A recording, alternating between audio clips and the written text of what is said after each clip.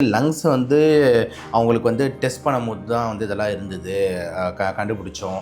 அப்போ வந்து நான் பார்த்த உடம்பு ரொம்ப வந்து குறைஞ்ச மாதிரி இருந்தது. அந்த செஸ்ட்டு சைஸ் எல்லாமே ரொம்ப இதுவாக இருந்தது. அதுக்கப்புறம் வந்துட்டு லங்ஸ் டிரான்ஸ்பிளான்ட் பண்ணணும்னு சொல்லியிருந்தாங்களாமா. ஓகே, லங்ஸ் நுரையீரல் வந்து ஸ்பீடாக சுருங்கினே போகுது.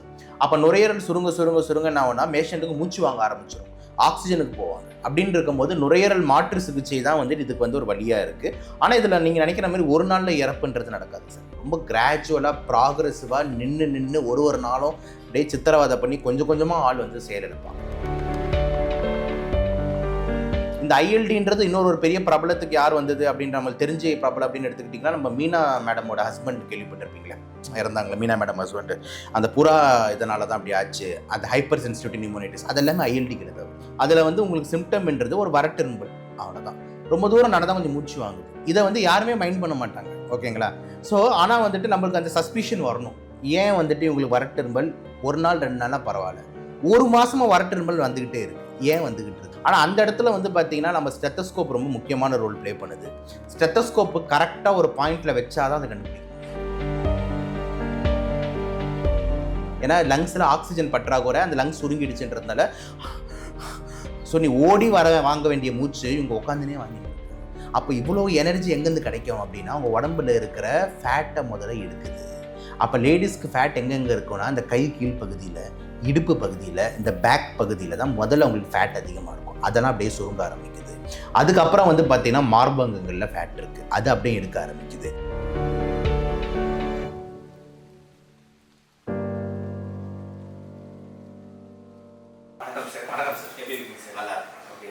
நேற்று வந்து நடிகர் மற்றும் விஜய் அர்ச்சனா அவங்களோட அம்மா வந்து தவறிட்டாங்க சார்.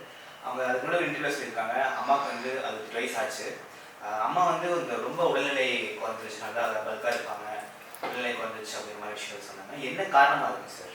இல்லை, முதல்ல வந்து ஆழ்ந்த அனுதாபங்கள். அவங்க வந்து கண்டிப்பாக ஒரு மதர்ன்றது ஒரு பெரிய ஃபீலிங்கு. ஸோ அந்த மாதிரி அவங்க யாராவது அம்மா இறக்குறாங்கன்னும் போது அந்த வலி வந்து இர்ரீப்ளேசபிள். கண்டிப்பாக வந்து ஒரு ஹெல்த்தியாக இருக்கிறவங்களுக்கு திடீர்னு வந்து ஒரு வெயிட் லாஸ் நடக்குது அப்படின்னும் போது நீங்கள் சொன்னதுலேருந்து பார்க்கும்போது முதல்ல வயது முதியவர்கள் அப்படின்னும் போது ஜென்ரலாக ஏஜ் ஆகும்போது பல்வேறு விதமான உடல் உபாதைகள் வந்து வருது, ஓகேங்களா? ஸ்டார்டிங் ஃப்ரம் பிபிலேருந்து, சுகர்லேருந்து, ஹார்ட் ப்ராப்ளம்லேருந்து, கிட்னி ப்ராப்ளம்லேருந்து எல்லா உறுப்புகளும் வயசாகும் போது செயல் வந்து கொஞ்சம் குறையுது, அதில் டவுட் இல்லை. ஒரு மிஷின் ஓட தேயுதுன்ற மாதிரி உள்ளே இருக்கிற நம்ம பாடி பார்ட்ஸும் வந்து தேயுது.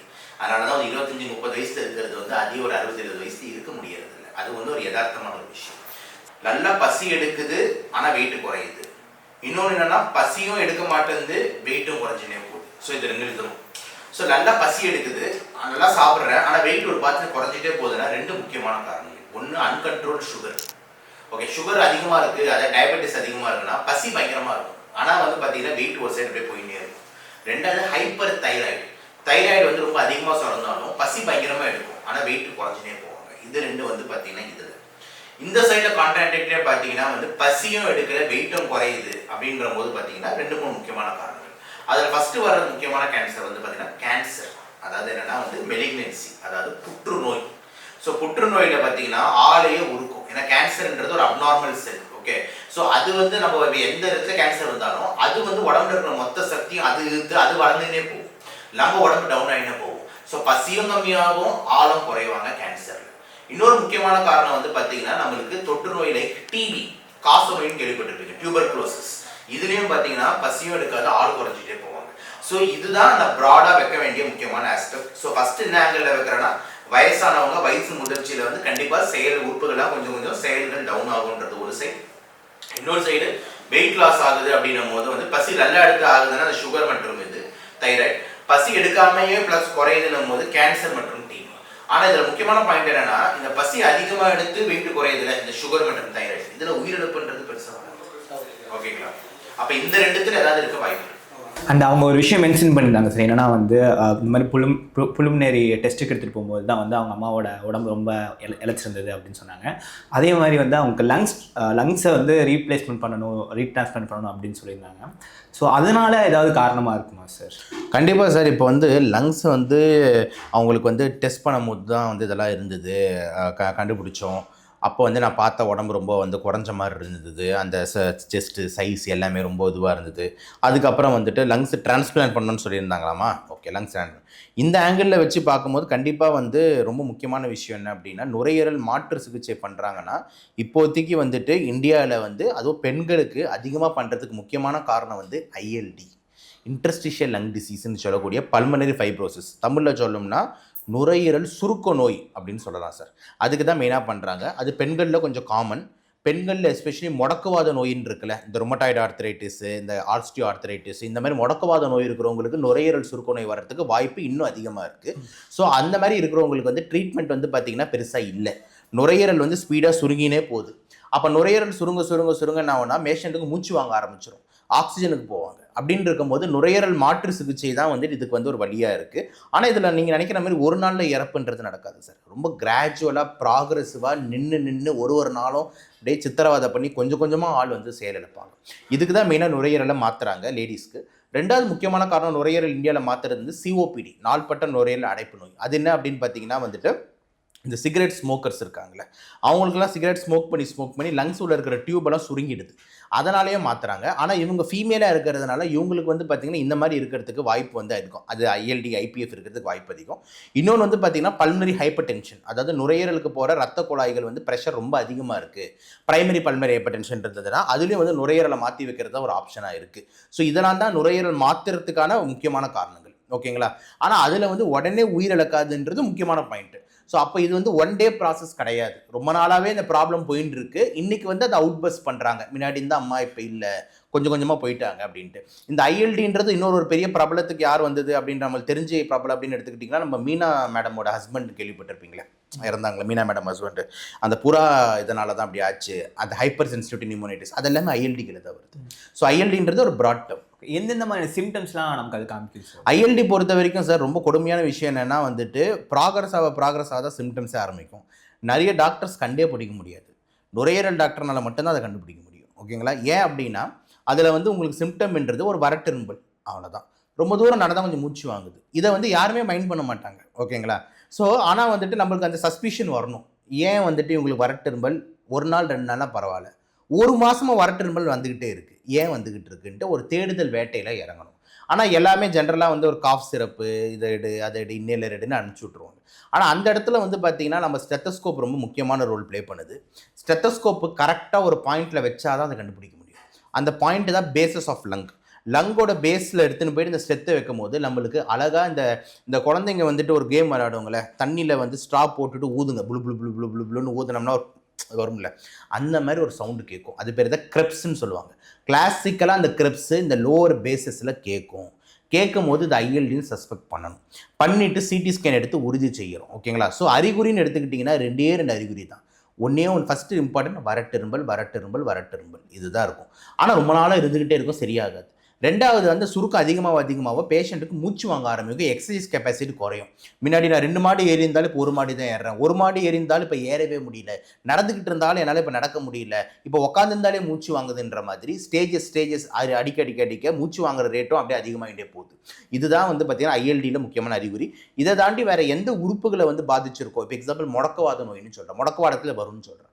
அப்போ முடக்குவாதம் ரிலேட்டட் என்ன, காலங்காத்தால் எஞ்சி அந்த கை காலெலாம் பிடிச்சிக்கும், மூட்டுக்கு மூட்டு வலி எடுக்கும், கை கால்லாம் வீங்கிக்கும், இதோட சேர்ந்து வருது அப்படின்ற ஒரு ஆங்கிள். ஸோ இந்த மாதிரி முடக்குவாதம் ரிலேட்டட் இதெல்லாம் அதர் சிம்டம்ஸில் போயிடுது. ஐஎல்டிக்குன்னு சிம்டம்னு பார்த்தீங்கன்னா வெறும் ட்ரை காஃப் அண்டு எக்ஸர்ஷனல் பிரெத்லெஸ்னஸ், இந்த 2 மட்டும்தான். Okay sir. அதே மாதிரி அந்த மார்பகம் சுருங்கிருச்சு அப்படிங்கிற மாதிரி விஷயமே அவங்க மென்ஷன் பண்ணியிருந்தாங்க. அதுக்கு என்ன காரணம் சார்? இப்போ ஒருத்தவங்க ஐஎல்டின்னு இருக்காங்க, இல்லை எனி நுரையீரல் நோய் இருக்காங்க, நுரையீரலுக்கு மாற்று சிகிச்சை லெவலுக்கு போகுதுன்னு வச்சுக்கோங்க. இப்போ அவங்களுக்கு என்ன பண்ணுறாங்க, மூச்சு வாங்கும். அப்போ வந்து மூச்சை வந்து இழுத்து விட்டுக்கிட்டு இருப்பாங்க. புரியுதா நான் சொல்கிறது? அப்போது அவங்களுக்கு வந்து பார்த்தீங்கன்னா ஒர்க் ஆஃப் ப்ரீத்திங் அதிகமாகுது. இப்போ நீங்கள் ஓடுறீங்க சார், ஓடினா உடம்பு குறையுதுன்றோம். ஏன் ஓடும் போது என்ன பண்ணுறீங்க, கேஸ் எக்ஸ்சேஞ்ச் பயங்கரமாக பண்ணுறீங்க, O2 and CO2. இப்போ பயங்கரமாக ஓடுறீங்க, ஓடிட்டு உங்களுக்கு மூச்சு வாங்குதா இல்லையா அப்படின்னு. இது வந்து பார்த்தீங்கன்னா உங்கள் பாடியோட ஃபேட்டை பயங்கரமாக ஆக்சிடைஸ் பண்ணும். புரியுதா நான் சொல்கிறது? அதனால தான் வெயிட் லாஸ் பண்ணுறவங்க கார்டியோ பண்ணுங்கள், நல்லா ஓடுங்க. ஏன் சொல்கிறோம், ஏன்னா நீங்கள் ஓட என்ன ஆகும்னா நீங்கள் உங்கள் பேசல் மெட்டபாலிக் ரேட்டை இன்க்ரீஸ் பண்ணுறீங்க, ஆக்சிஜன் CO2 ட்ரான்ஸ்ஃபர் இன்க்ரீஸ் பண்ணுறீங்க. இது வந்து உங்களோட ஃபேட் பேர்னிங்கை இன்க்ரீஸ் பண்ணிவிடும். அப்போ இந்த இப்படி பண்ணுற போது நிறைய எனர்ஜி உடம்புக்கு தேவைப்படுது. அந்த எனர்ஜி எங்கேருந்து கிடைக்குது? ஃபேட்டுலேருந்து கிடைக்குது. புரிஞ்சிருச்சா நான் சொல்கிறது? அப்போ கொழுப்பெல்லாம் கரைஞ்சு இப்போ நானே அடித்து சொல்கிறேன். ஒரு பந்தயம் கூட வைக்கலாம். ஒரு 120 நாள் பந்தயம். நான் டெய்லி ஒரு 8 கிலோமீட்டர் ஓடுறேன். 120 நாளுக்கு அப்புறம். ஆனால் நீங்கள் கூடவே இருக்கணும். அப்போ தான் நான் மோட்டிவேட் ஆகி ஓடுவேன். ஓகேங்களா? இல்லைன்னா நான் ஓட மாட்டேன். 2 நாள் வேலைன்னு சொல்லிடுவேன். 120 நாளுக்கு அப்புறம் திருப்பி அப்படியே மீட் பண்ணுவோம். 6 பேக் சல்மான் கான் மாதிரி இல்லைன்னா என் பேரை மாற்றிடுங்க. புரியுதா நான் சொல்கிறது? ஸோ அந்த பாடி வர வைக்கிறதோ இல்லைன்னா ஒரு ஸ்லிம் ஆகிறதோன்றது பெரிய விஷயம் கிடையாது. நீங்கள் வாயை கட்டிட்டு ஓடினீங்கனாலே உடம்பு பாட்டு கட்டுமஸ்து தான் ஆயிரும். புரியுதா? உங்கள் உடம்பு நல்ல உடம்பா இருந்தால், நல்ல உடம்புனா என்ன சொல்கிறேன், லிவர் நல்லா இருக்குது, கெட்டு போன உடம்பு இல்லைன்னா கண்டிப்பாக மாறும். புரியுதா? உனக்கு சாப்பிட்டா உடம்பு ஏறுதுன்னா உடம்பு நல்ல உடம்புயா, சாப்பிட்டா ஏறுதியா? புரியுதா நான் சொல்கிறது? சாப்பிடலன்னா குறையும். இதான் என் உடம்போட அழகு. புரிஞ்சிருச்சா நான் சொல்கிறது? இப்போ நான் சாப்பிட்றேன் ஏறுது அப்படின்னும் போது ஒர்க் ஆகுது, எல்லாம் அப்சார்ப் ஆகுது, நல்லா ஏறுது. இப்போ நான் அப்படியே குறைச்சிட்டு நல்லா ஓடுறேன். ஒரு 3 மாதம் ஜிம்முக்கு போனால் சார் நல்ல சேஞ்ச் தெரியுது பாடியில். புரியுதா நான் சொல்கிறது? விட்டோம்னா அதுக்கு ஏற்ற மாதிரி சேஞ்ச் தெரியுது. ஓகே, அந்த இடத்துல மெயின்டெனன்ஸ்னு ஒன்று வருது. அப்போ தான் ரெகுலாரிட்டி, மெயின்டெனன்ஸ் இதெல்லாம் நம்ம தான் பண்ணிக்கணும். உடம்பு நல்லா வேலை செய்யுது. ஓகேங்களா? ஸோ இதே மாதிரி நீங்கள் இவங்களுக்கு ஓடனா மூச்சு வாங்குதுன்னு ஏன் சொல்கிறேன்னா, எதுக்கு நான் அதை கம்பேரிசன் கொடுத்தேன்னா, இப்போ இவங்களுக்கு சும்மாவே மூச்சு வாங்கும். புரியுதா? ஏன்னா லங்ஸில் ஆக்சிஜன் பற்றாக்குறை, அந்த லங்ஸ் சுருங்கிடுச்சுன்றதுனால. ஸோ நீ ஓடி வாங்க வேண்டிய மூச்சு இவங்க உட்காந்துனே வாங்கிட்டு இருக்காங்க. அப்போ இவ்வளோ எனர்ஜி எங்கேருந்து கிடைக்கும் அப்படின்னா, அவங்க உடம்புல இருக்கிற ஃபேட்டை முதல்ல எடுக்குது. அப்போ லேடிஸ்க்கு ஃபேட் எங்கெங்கே இருக்குன்னா, இந்த கை கீழ் பகுதியில், இடுப்பு பகுதியில், இந்த பேக் பகுதியில் தான் முதல்ல அவங்களுக்கு ஃபேட் அதிகமாக இருக்கும். அதெல்லாம் அப்படியே சுருங்க ஆரம்பிக்குது. அதுக்கப்புறம் பார்த்தீங்கன்னா மார்பகங்களில் ஃபேட் இருக்குது, அது அப்படியே எடுக்க ஆரம்பிக்குது. எல்லாம் அப்படியே ரொம்ப வறண்டு போய் ஒரு மாதிரி சுருங்கிடுது. இதுக்கு அடுத்து ஃபேட்டு போயிட்டதுக்கப்புறம் எதை அட்டாக் பண்ணணும்னு பார்த்தீங்கன்னா, தசைகள் அட்டாக் பண்ணும், மசில்ஸ். அப்போ ஒரு மசில்ஸை நம்ம வச்சுருக்கோம். பைசெப்ஸ் வச்சுருக்கோம், ட்ரைசெப்ஸ் வச்சுருக்கோம், குவாட்ரிசெப்ஸ் வச்சுருக்கோம். எல்லா மசில்ஸோட பல்க்கும் இருக்க ஆரம்பிக்குது. ஸோ நம்மளோட எனர்ஜிக்காக, அந்த மூச்சு வாங்குறதுக்கு தேவையான அந்த எனர்ஜிக்காக, நம்மளுக்கு எனர்ஜி தேவையில்ல, அந்த எனர்ஜின்றது எங்கேருந்து எடுப்பீங்க? அதுக்கு தான் நம்ம ஃபேட் இருக்கோம். ஃபேட்டுன்றதுக்கு இன்னொரு பேர் என்ன? Store house for energy. ஃபேட்டுன்றதுனா இவ்வளோ கொழுப்பு வச்சிருக்கேன்னா இவ்வளோ எனர்ஜி வச்சிருக்கேன்னு அர்த்தம். இப்போ நான் ஒரு பாலைவனத்துக்கு போனேன் அப்படின்ற மாதிரி இருந்தது. இல்லைனா சாப்பிடாமையே என்னால் நிறைய நாள் ஓட்ட முடியும். ஏன்னா இவெல்லாம் கிடக்கிறான். புரியுதா நான் சொல்கிறது? அதனால் ஃபேட் இருந்தால் உனக்கு அவ்வளோ ஸ்டோர் ஹவுஸ் இருக்குது. எதுக்குடா இவ்வளோ வச்சிருக்க? இவ்வளோ வச்சுக்காத, நீ பண்ணுற வேலைக்கு இவ்வளோ ஃபேட்டு தேவையில்லை. புரியுதா நான் சொல்கிறது? இதே நான் ஒரு கூலி வேலைக்கு போகிறேன் அப்படின்னு பார்த்தீங்கன்னா, டெய்லி ஒரு 8 மணி நேரம் வேலை செய்கிறேன்னா 2 மாதத்துல இதெல்லாம் கரைஞ்சு போயிடும். புரிஞ்சிருச்சா நான் சொல்கிறது? ஸோ இது ஒரு ஃபேட்டுன்றது ஒரு ஸ்டோர் ஹவுஸ் ஃபார் எனர்ஜி. அந்த ஃபேட்டெல்லாம் இந்த மூச்சு வாங்கினால எடுக்குது. இதனால தான் அவங்க உடம்பு சுருங்கி இருக்குன்றது நம்ம பார்க்கணும். ஓகே, ஸோ எந்தெந்த மாதிரியான ட்ரீட்மெண்ட்லாம் அவங்க எடுக்கணும் அப்படிங்கிற மாதிரி விஷயம் ஏதாவது? இப்போ அவங்க இறந்துட்டாங்கன்றதுனால நம்ம அதை பற்றி நம்ம என்ன சொல்கிறது, ரொம்ப கருத்து சொல்ல. பட் ஆனால் ஜென்ரலாக ஒரு டாபிக் IPF ILDன்னும் போது, ட்ரீட்மெண்ட் ஆப்ஷன்ஸ்னும் போது, முதல்ல டயக்னோஸ் பண்ணுங்க கரெக்டாக. நிறைய பேர் இதை டயக்னோஸே பண்ணுறதில்ல. வரும்போதே நுரையீரல் ஃபுல்லாக சுருங்கின நிலையில் வராங்க. அப்போ ஸ்டார்டிங்கெல்லாம் பார்த்தீங்கன்னா மெடிக்கல் ஷாப்பில் போயிட்டு அந்த மெடிக்கல் ஷாப் அண்ணா கிட்ட போய் ஏதாவது எனக்கு இருமல் இருக்குது, ஒரு காஃப் சிரப் கொடு. இவங்களே வீட்டில் இந்த பங்கஜ கஸ்தூரி, லேகியங்கள்லாம் வாங்கி சாப்பிட்டுக்கிறது, தேன் இதில் போட்டு குடித்தேன் சார்ன்றது, கற்பூரத்தை எடுத்து நான் மூஞ்சில் விட்டுக்கிட்டேன்றது, இதெல்லாம் நம்ம மக்கள் சொல்லக்கூடிய முக்கியமான விஷயங்கள். இதெல்லாம் அபாலிஷ் பண்ணிவிட்டு முதல்ல எந்த துறை சார்ந்த மருத்துவர்கிட்ட போங்க. புரிஞ்சிருச்சா நான் சொல்கிறது? இப்போ நானே என்கிட்டயே பேஷண்ட்டு டயபெட்டிஸ் சுகர் ஹையாக வந்ததுன்னா நான் பேஷண்ட்டுக்கு மருந்து எழுத மாட்டேன் சார். நான் பெஸ்ட்டு டயபெட்டாலஜிஸ்ட் கிட்ட அனுப்பிச்சி விட்றேன். ஏன்னா அவர் தான் அதில் பெஸ்ட்டாக படிச்சிருக்காரு. இப்போ ஒருத்தவங்க குழந்தை பிறக்கிறது அப்படின்னும் போது யார்கிட்ட போகிறோம்? புரிஞ்சு நான் சொல்கிறது? மகப்பேறு டாக்டர்கிட்ட தான் போகிறோம். ஏன்னா அவங்க அதை தான் படிச்சிருக்காங்க. அப்படின்ட்டு இருக்கும் போது இப்போ இரும்பல் வந்துக்கிட்டு இருக்குது, 2 வாரமாக 3 வாரமாக இரும்பல் இருக்கும் போது ஒரு நுரையீரல் டாக்டர்கிட்ட போகாமல் நீங்கள் யார்கிட்ட போவீங்க? அவங்க அதுதானே படிச்சிருக்காங்க. அப்படின்னும் போது அவங்களுக்கு அதை பற்றி அதிகமாக தெரியும். இப்போ நான் போய் கர்ப்பிணி பெண்ணுக்கு நான் பிரசவம் பார்க்குறேன்னு வச்சுக்கோங்க, அது எந்த அளவுக்கு கரெக்டாக இருக்கும் தெரியும். எனக்கும் தெரியும். MBBS அப்போ நான் 100 டெலிவரி பார்த்துருக்கேன். ஓகேங்களா? கவர்மெண்ட் காலேஜில் படித்தேன். ஆனால் அந்தளவுக்கு எனக்கு ஹேண்ட்ஸ் ஆன் கிடையாது. அதை பற்றி எனக்கு பார்த்தீங்கன்னா ரொம்ப டெய்லி ப்ராக்டிஸில் நான் இல்லை. புரியுதா நான் சொல்கிறது? நீங்கள் டெய்லி நீங்கள் கேமரா ஒர்க்கு, நீங்கள் ஷூட்டிங் ஒர்க்குன்னும் போது உங்களுக்கு அதில் அதிகமாக தெரியும். திடீர்னு எனக்கும் கேமரா தெரியும், இது கிளிக் பண்ணால் வரும்னு தெரியும். ஆனால் எனக்கு இந்த கேமராமேன் மாதிரி ஆப்ரேட் பண்ண சத்தியமாக எனக்கு தெரியாது. நான் அண்ணங்கிட்ட கேட்பேன், அது எப்படி நான் பண்ணுறது சொல்லுங்கள், எனக்கு தெரியாதுன்னு தான் சொல்லுவேன். அந்த மாதிரி இந்த துறை சார்ந்த மருத்துவர்கிட்ட போங்கன்றதான் நம்ம அறிகுறியாக இருக்குது.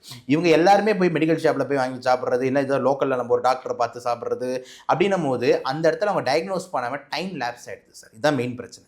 டைம் லேப்ஸ் ஆகிட்டோன்னே நீங்கள் 5% இருக்கிற ப்ராப்ளமை நீங்கள் 40-50% நுரையீரல் சுருங்கிடுச்சு அப்படின்னும் போது டிரான்ஸ்பிளான்ட் பண்ணுறத தவிர வேறு ஆப்ஷனே இருக்க மாட்டேங்குது. நிறைய விஷயம் உங்களுக்கு ஷேர் பண்ணிட்டீங்க சார். ரொம்ப நன்றி. வாய்ப்புக்கு நன்றி சார். தேங்க்யூ.